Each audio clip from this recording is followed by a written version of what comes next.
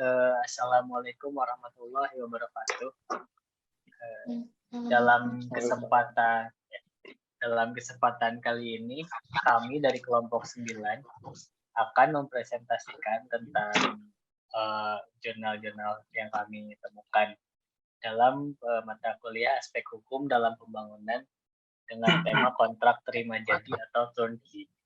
Kami kelompok 9 beranggotakan M. Wafiq Isrohana, Evita Agustina, Doni Prasetyo, Dwi Prasetyo, dan saya sendiri M. Iqbal Alfarisi.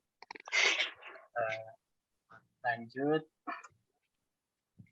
Di sini ada pengertian dari kontrak terima jadi atau turnkey. Kontrak terima jadi adalah kontrak pengadaan pekerjaan konstruksi atas penyelesaian seluruh pekerjaan dalam batas waktu tertentu dengan ketentuan, jumlah harga pasti dan tetap sampai seluruh pekerjaan selesai dilaksanakan, dan pembayaran dapat dilakukan berdasarkan termin sesuai kesepakatan dalam kontrak. Penyelesaian pekerjaan sampai dengan siap dioperasionalkan atau difungsikan sesuai kinerja yang telah ditetapkan. Kontrak terima jadi biasa digunakan dalam pekerjaan konstruksi terintegrasi, misalnya engineering, procurement, construction, pembangunan pembangkit tenaga listrik, pabrik, dan lain-lain. Selanjutnya ke pembahasan dari jurnal yang kami bahas. Silakan selanjutnya.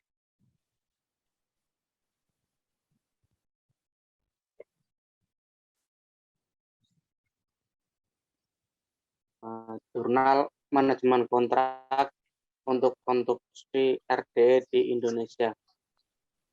Manajemen kontrak untuk konstruksi RDE di Indonesia memilih jenis kontrak yang tepat adalah salah satu keputusan yang paling penting yang dibuat oleh pemilik reaktor sebelum pelaksanaan proyek. Pembangunan RDE, reaktor daya eksperimental, merupakan proyek padat modal dan berteknologi tinggi sehingga mempunyai risiko yang tinggi, baik bagi pemilik maupun bagi kontraktor. Makalah ini menggunakan metode pembobotan di mana nilai bobot kontrak yang paling kecil merupakan pendekatan kontrak yang lebih baik diimplementasikan pada proyek RDE. Hasil pembobotan menunjukkan bahwa pendekatan kontrak putar kunci adalah kontrak yang paling sesuai untuk pembangunan RDE karena faktor keterbatasan negara pemasok teknologi dan keterbatasan pengoperasian teknologi RDE di dunia.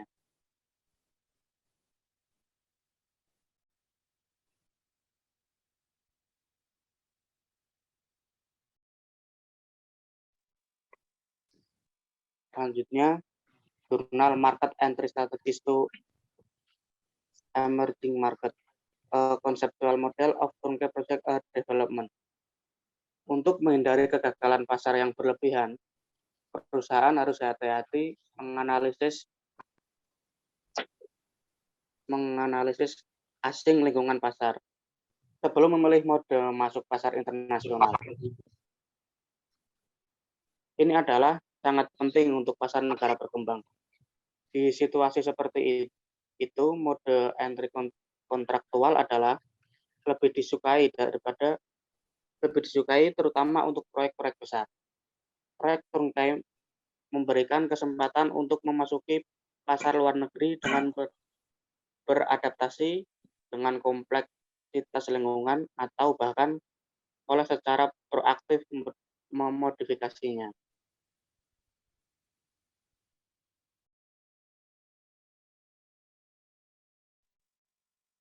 Ya, selanjutnya. Pada jurnal analisis penggunaan modal kerja dengan metode rentabilitas pada CV Mulya Karya pada proyek dengan sistem pembayaran termin dan turnkey. Dalam analisa jurnal ini menggunakan metode rentabilitas yang dilakukan terhadap proyek-proyek CV Mulya Karya selama 3 tahun.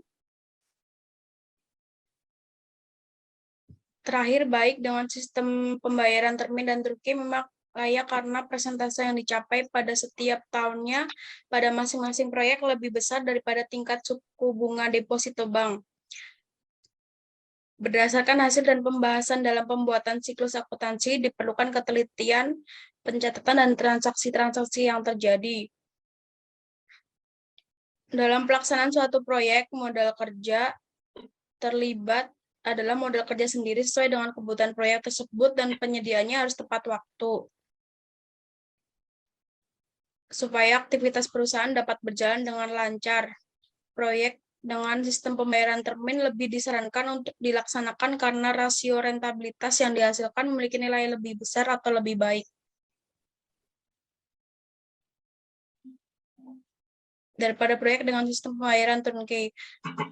Jurnal Graduating into the Big League from an Equipment Supplier to a Turnkey Project Contractor.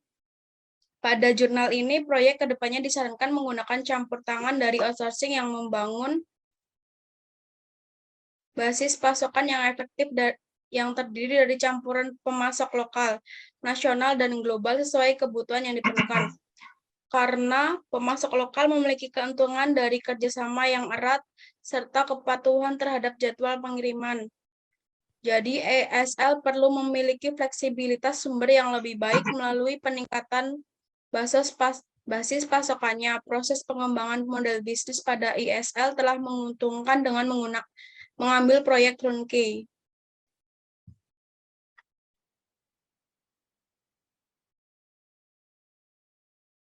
Kemudian jurnal yang berjudul A Management Under Reliant Geological Condition. Pada pekerjaan di proyek PLTA Air King T1 menunjukkan bahwa dengan kepemimpinan yang berpengalaman, kerja tim, dan dedikasi tenaga kerja adalah memungkinkan menyelesaikan proyek dalam jangka waktu tertentu, bahkan dalam kondisi masa batuan Himalaya. Pengalaman dan pelajaran yang dipetik dari mengelola proyek yang menantang ini di bawah kontrak turnkey sangat penting bagi kontraktor sipil dan elektromekanis. Kemudian, pelajaran yang paling penting adalah bahwa kontraktor harus berhati-hati dalam menerima dan menandatangani kontrak turnkey. Lalu perlu verifikasi dan pemeriksaan kualitas penyelidikan geologi rekayasa, tahap prakonstruksi, dan input data yang diberikan oleh klien, dan juga verifikasi pada kondisi lapangan nyata di lokasi. Selain itu, beberapa mekanisme pembagian risiko geologis yang pendek harus dimasukkan dalam kontrak turnkey.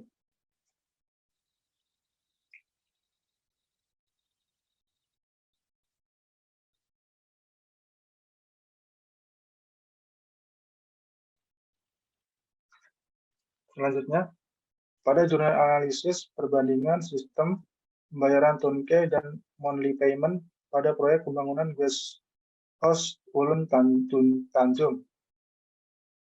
Berdasarkan hasil analisis yang telah dilakukan, perbandingan time value of money pada proyek pembangunan Guest House Ulun Tanjung dengan sistem pembayaran turnkey dengan modal awal sebesar Rp1.200.000.000 dan modal pinjaman bank sebesar Rp3.500.000.000 mendapat keuntungan finansial sebesar Rp1.500.000.000 sekian pada akhir pelaksanaan proyek.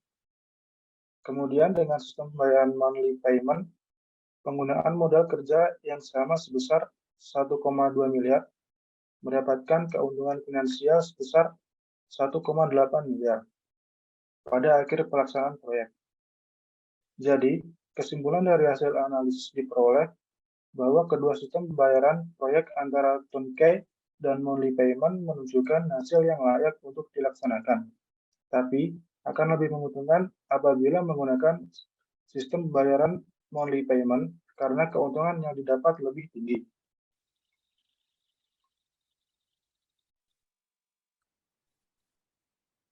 Jurnal keuntungan dan kekurangan pola turnkey proyek ditinjau dari pemberi tugas dan penerima tugas.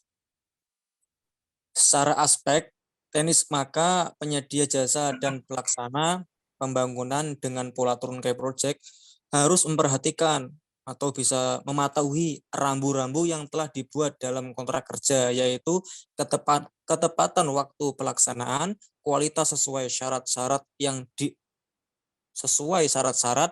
dan spesifikasi teknis, ketetapan harga dalam kontrak. Di pihak lain, pembayaran dari pengguna jasa saat selesai pekerjaan dan bisa diterima dengan baik. Juga harus ditepati sesuai perjanjian dalam kontrak kerja, baik melalui perbankan atau lembaga non-bank.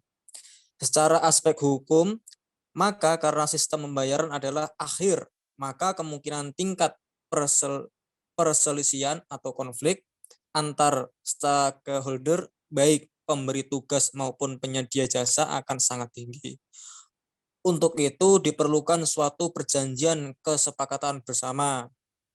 Harus jelas dan padat, serta di sini peran arbitrase akan sangat membantu.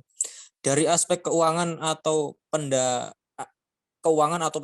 pendanaan yang dibutuhkan untuk pembangunan proyek berskala besar berupa rusun sederhana akan sangat besar pendanaannya. Maka untuk itu, dengan pola sistem turnkey project diharapkan sebagai pendanaan sudah dapat dibantu dari sisi penjualan unit rusun, yang dimana pada saat selesai konstruksi 100%, maka target menerima penjualan sudah bisa mencapai 100%. Jadi kesimpulannya 100%. Lanjut. Jurnal Design and Construction of Turnkey Linear Injector for Lake Surges. Untuk membangun struktur gelombang perjalanan gradien konstan, seseorang harus melakukan tes dingin di bawah tekanan untuk menyetel sel yang berbeda satu persatu. Agar pengujian valid, sel uji harus diakhiri dengan bidang korslet yang terletak di bidang simetri, di mana vektor medan listrik normal sedemikian rupa, sehingga gelombang berdiri terjebak di antara mereka adalah representasi yang tepat dari perjalanan sesaat gelombang yang ingin dipelajari. Di bawah press kami memiliki bidang korslet logam di kedua ujungnya, dan kontrol frekuensi rongga TW dilakukan dalam mode gelombang berdiri. Gambar 1 ya, menunjukkan pengaturan pengukuran untuk kontrol frekuensi rongga di bawah pers bersama dengan peralatan yang dibutuhkan. Kontrol frekuensi dilakukan selama proses pembangunan struktur TW maupun SW. Penyesuaian frekuensi pada sel individu sangat membantu karena membatasi penyetelan pada struktur rakitan menjadi sedikit penyesuaian lokal. Gambar 1 menunjukkan kasus paling sederhana dari mode 2 untuk rongga TW dari struktur kami, di mana sel ujung resonansi terbuat dari dua bagian mekanis yang disatukan sebagai sel unik dalam pekerjaan akhir. Selanjutnya, dari jurnal EPC or Turnkey Contract, lump sum fixed price, subject to adjustment. Hal terpenting sebelum memulai proyek konstruksi adalah memutuskan jenis kontrak yang akan digunakan untuk pelaksanaan proyek. Untuk mendapatkan jenis kontrak yang tepat, pemahaman tentang berbagai kondisi kontrak diperlukan. Di Indonesia pun ada banyak proyek yang menggunakan apa yang disebut dengan persyaratan kontrak PIDIC atau dimodifikasi untuk proyek EPC or turnkey. Tetapi dengan pemahaman yang salah tentang alasan penggunaan kontrak turnkey, jadi alih-alih menyelesaikan masalah, hal ini justru menyebabkan masalah yang lebih besar. Banyak masalah yang muncul selama eksekusi karena pemahaman yang salah tentang turnkey kontrak. Dalam hal ini, pemerintah, lembaga, atau badan usaha milik negara di Indonesia pilih turnkey kontrak dengan pemahaman minimum tentang esensi dari kontrak turnkey itu sendiri. Alasan mereka memilih kontrak turnkey adalah jadwal yang terikat dan adanya kepastian. Selanjutnya di jurnal Evaluation of Turnkey Project in Urban Water Delivery in Ghana, dalam jurnal ini dapat disimpulkan bahwa kontrak turnkey sudah termasuk seluruh proses desain, spesifikasi, konstruksi, commissioning, pengoperasian fasilitas, dan pemeliharaan untuk jangka waktu tertentu. Pertimbangan kontraktor untuk memilih proyek turnkey tergantung pada faktor-faktor keuangan dan pengalaman kontraktor serta teknologi yang digunakan pada proyek. Waktu, kualitas, dan biaya dalam proyek, kemudian kompleksitas dan teknis yang diperlukan untuk proyek. Faktor keberhasilan dari proyek turnkey yaitu pengadaan yang efisien dan adil, penyediaan informasi yang relevan, pengembangan proyek hingga tahap pelaksanaannya, koordinasi pemangku kepentingan yang terlibat dalam proyek, membayar untuk pekerjaan yang sudah selesai, yaitu pembayaran klaim yang cepat, kesesuaian dan spesifikasi dan harapan. Kemudian kesimpulannya yaitu kontrak turnkey adalah sebuah metode pembayaran yang baru dilakukan secara penuh oleh pengembang atau proyek setelah kontraktor menyelesaikan proyek. Dengan demikian, pengembang atau pemilik proyek tidak perlu menyiapkan modal besar di awal.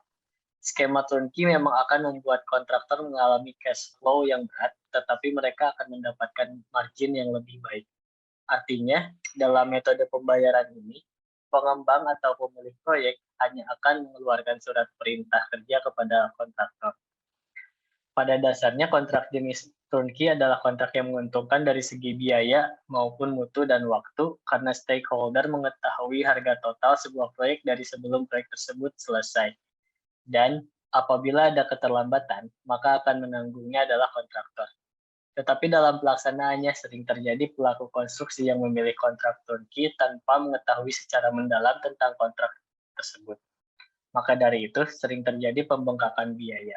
Oleh karena itu, sebelum kita memilih jenis kontrak turnkey, kita harus mengetahui secara gamblang tentang kontrak turnkey tersebut. Berikut daftar pustaka dari jurnal-jurnal yang kami dapatkan.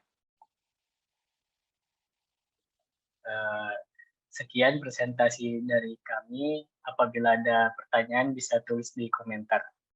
Terima kasih.